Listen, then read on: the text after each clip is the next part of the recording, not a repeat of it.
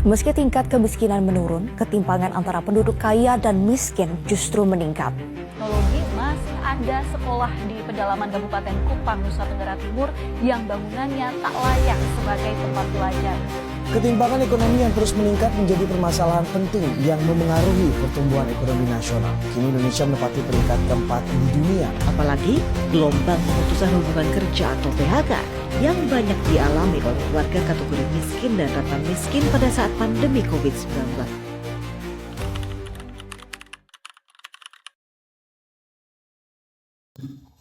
Perkenalkan, nama saya Al-Fajri, NPM 2025 020066.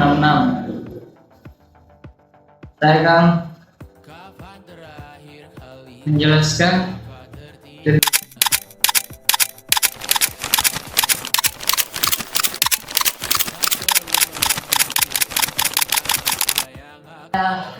menonton sebuah acara televisi yang berlokasi di Jakarta.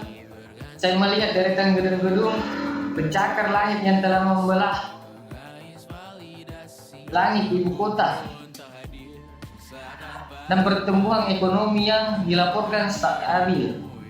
Sebuah video yang masih terlihat nyata,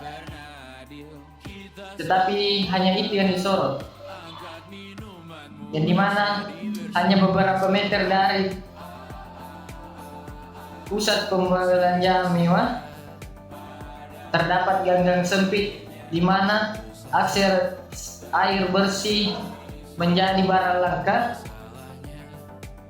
Fenomena ini bukan hanya sekedar pemandangan mata, melainkan representasi dan kesenjangan sosial yang kian mengakar dari struktur masyarakat kita.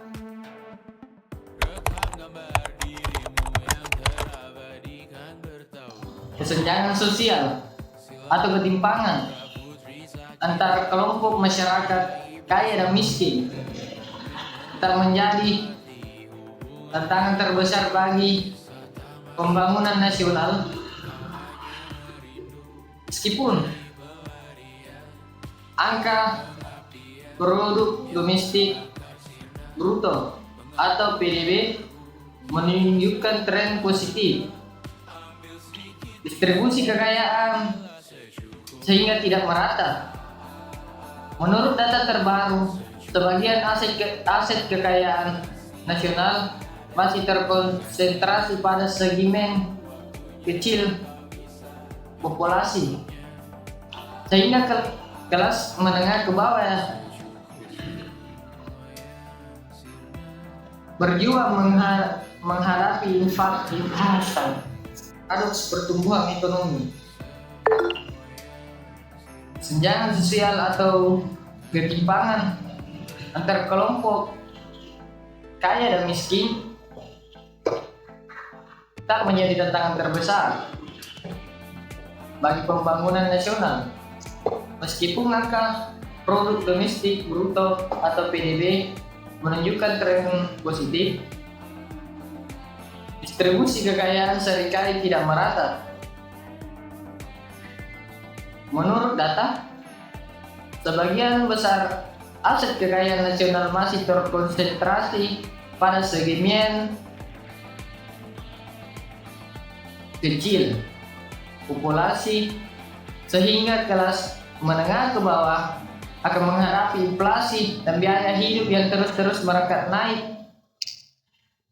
Fakta ini bisa dilihat adanya kenaikan PPN yang semula dari 11% menjadi 12%. Hal ini akan menjadikan beban keluarga miskin akan mengalami kenaikan pengeluaran signifikan, berpotensi mengurangi tabungan dan kualitas konsumsi penduduk, kesehatan,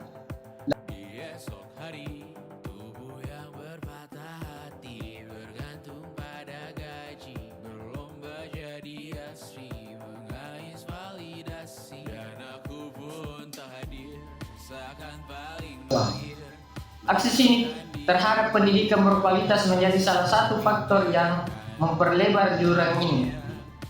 Di perkotaan, anak-anak dari keluarga mampu mendapatkan akses ke fasilitas pendidikan internasional dan bimbingan belajar tambahan ini karena lokasinya sangat strategis dan dilirik oleh pemerintah. Lalu apa? Sebaliknya, anak-anak yang di daerah pelosok atau pinggiran kota ya seringkali harus puas dengan fasilitas yang apa adanya dan keterbatasan tenaga pengajar. Kesenjangan ini berlangsung hingga ke dunia kerja. Mereka yang memiliki modal pendidikan yang kuat akan mendapatkan posisi yang upahnya itu layak. Sementara mereka yang tertinggal dalam pendidikan, mereka akan terjebak dalam siklus kemiskinan yang sistematis. Begitu pula dengan sektor kesehatan. Meskipun program jaminan kesehatan nasional telah berjalan, kualitasnya itu layanan dan kecepatan akses masih menunjukkan perbedaan yang signifikan antara kelas dan sosial. Transformasi digital, peluang atau ancaman baru. Memasuki era industri, munculnya tantangan baru tanpa kesenjangan